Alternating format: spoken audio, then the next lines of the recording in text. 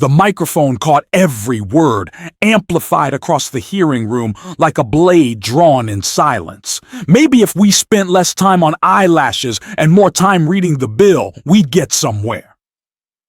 The chuckles that followed rippled through the Republican side of the panel, smug and satisfied, as if they'd just landed a killing blow on the young black woman who dared question their budget cuts. Jasmine Crockett sat motionless, her hands folded, her expression unreadable. The room had no idea what was coming. Stay with us. This is a story worth every second of your time. The hearing room reeked of institutional decay, that particular Washington blend of old leather, stale coffee, and the kind of power that had been passed down through generations like a family heirloom no one questioned. Committee room. 2154 in the Rayburn building had witnessed decades of political theater, but this budget oversight hearing felt different, sharper, more personal. For 3 hours, Jasmine Crockett had endured what could only be described as systematic dismissal wrapped in parliamentary procedure. Every time she raised her hand to speak, the Republican chairman's gavel found something else more pressing. When she finally secured the floor to question the proposed cuts to child care funding, her microphone somehow developed technical difficulties. When she persisted, asking pointed questions about why programs serving predominantly black and brown communities faced the deepest slashes, she was told to keep her questions relevant to the budget at hand. The room's architecture seemed designed to reinforce hierarchy. The Republican majority sat elevated, literally looking down at the minority members. Behind them, staffers, almost uniformly white, almost uniformly male, whispered and passed notes like courtiers serving their kings. The lighting cast harsh shadows across the Democratic side of the panel, while the majority basked in warmer illumination from the room's primary fixtures. Crockett had come prepared. Her briefing book lay open before her, tabs color-coded, pages dense with marginalia in her precise handwriting. She'd spent the previous night reviewing not just the budget numbers, but the procedural rules that govern these hearings, rules that had been written when the room was even whiter, even more male, even more certain of its own righteousness. The other Democratic members had already been neutralized through a combination of procedural warfare and barely concealed contempt. When Congresswoman Torres had questioned the cuts to housing assistance, she'd been accused of grandstanding. When Congressman Johnson had raised concerns about infrastructure funding in predominantly black districts, he'd been told his time had expired before he'd even finished his opening statement. But Crockett was different. She carried herself with a particular kind of confidence that seemed to unnerve the Republicans. Her questions were too precise, her knowledge too deep, her presence too assured. She didn't defer to their seniority or apologize for taking up space, and that, more than any policy disagreement, had marked her as a threat. The chairman, a third-generation congressman whose family name graced a building downtown, had grown increasingly agitated as the day wore on. His attempts to steamroll the hearing had met with Crockett's quiet resistance. She knew the rules better than he'd expected. She quoted precedent. She referenced previous hearings. She wouldn't be rushed or intimidated. The breaking point came when she began questioning the rationale behind cutting early childhood education funding while simultaneously increasing tax breaks for private schools. Her voice was steady, her facts unassailable, her logic devastating. The Republican members began shifting in their seats, exchanging glances, passing notes with increasing urgency. That's when Congressman Bradley, a man whose greatest legislative achievement was renaming a post office, leaned into his microphone and delivered what he clearly thought would be the perfect dismissal. The kind of casual cruelty that had always worked before, wrapped in just enough ambiguity to provide plausible deniability. The words hung in the air like smoke from a fired gun. The chuckles that followed felt rehearsed, as if this moment had been planned, workshopped, refined. Several Republican staffers couldn't suppress their grins. The chairman didn't call for order. The attack had been delivered under the protection of parliamentary immunity, in a room where power flowed in only one direction. Except Jasmine Crockett had never learned to flow with that current. The silence that followed stretched like a held breath. Crockett's pen, which had been moving steadily across her notepad, went still. The room seemed to recalibrate around her pause.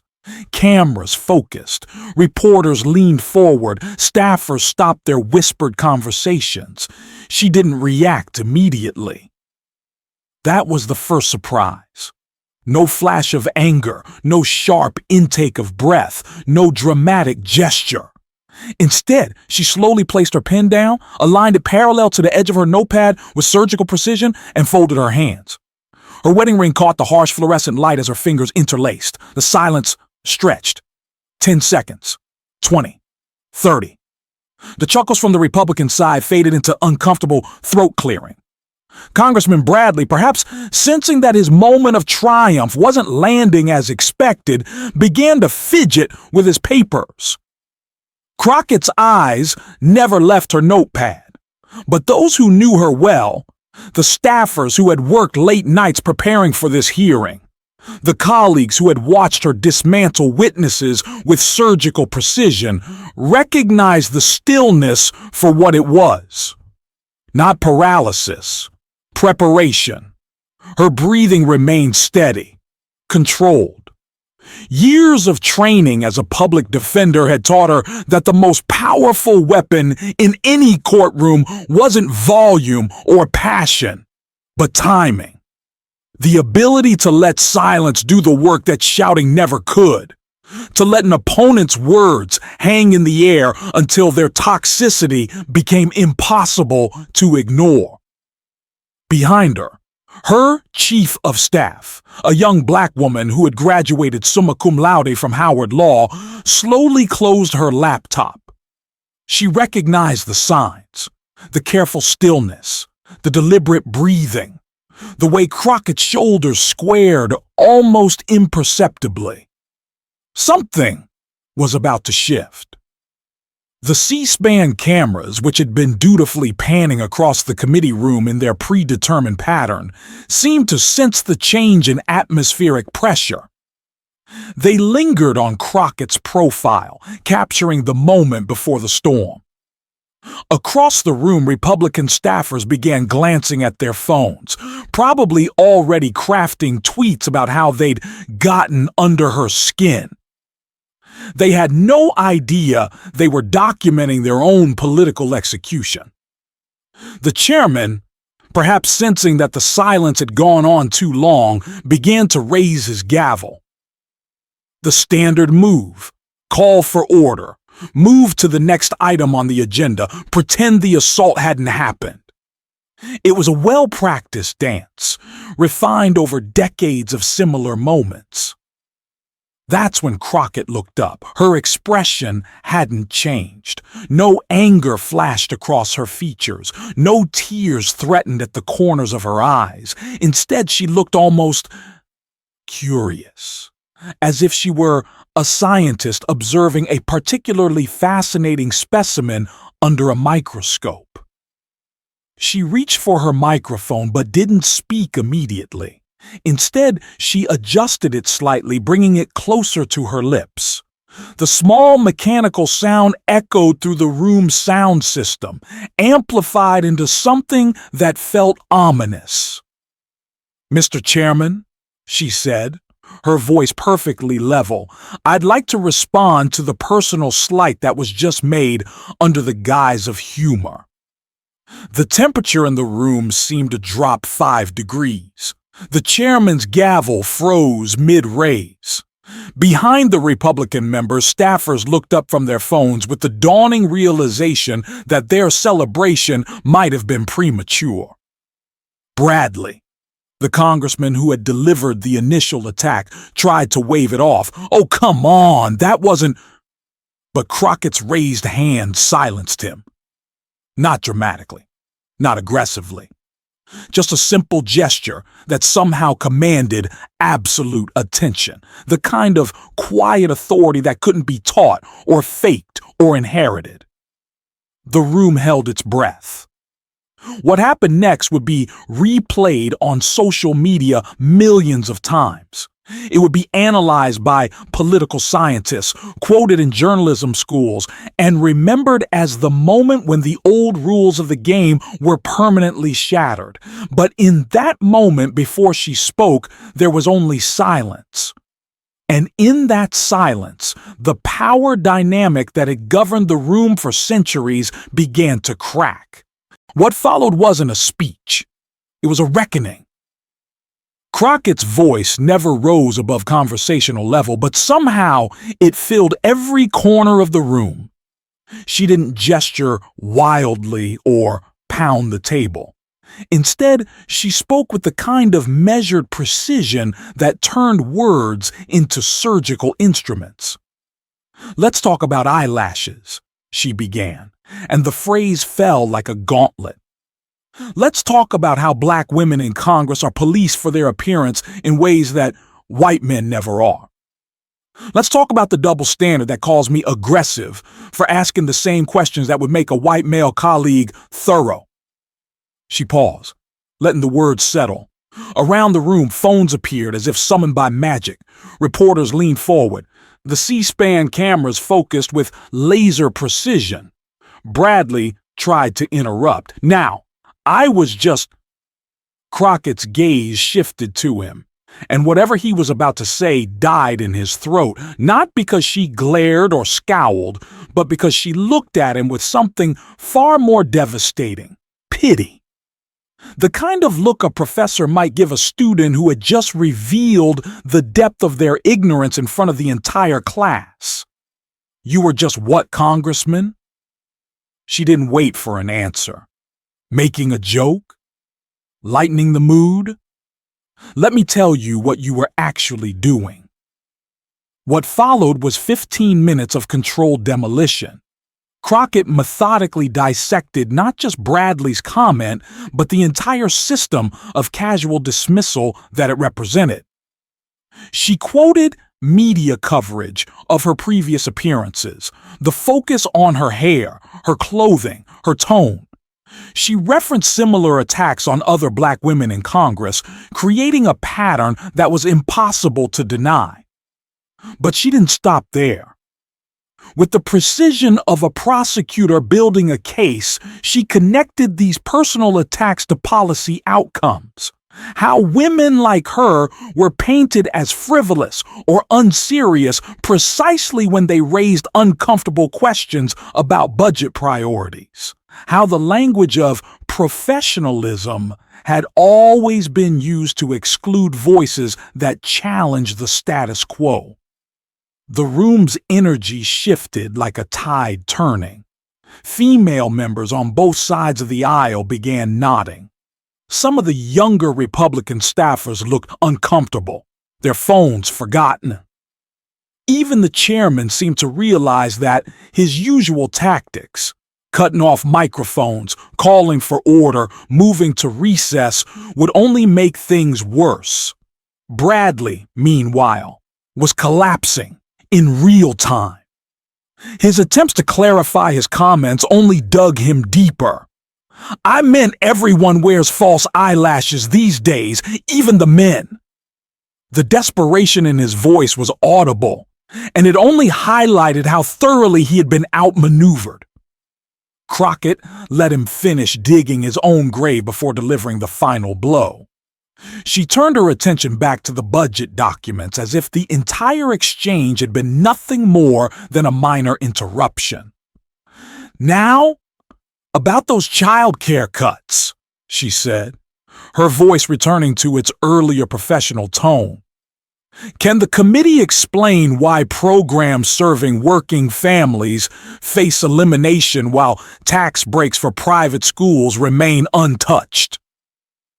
The whiplash was intentional and devastating. She had just delivered a masterclass in institutional power dynamics, then immediately returned to the substantive work of governance. The message was clear. She was here to do the job, regardless of how many obstacles they threw in her path. The hearing limped to its conclusion, but everyone in the room knew the real business had already been concluded. By the time the chairman's gavel finally fell, the damage was complete and irreversible. Within minutes, clips of Crockett's response began circulating on social media. The hashtag #eyelashgate started trending before the committee room had fully emptied. News outlets scrambled to provide context, but the story was already telling itself in the court of public opinion.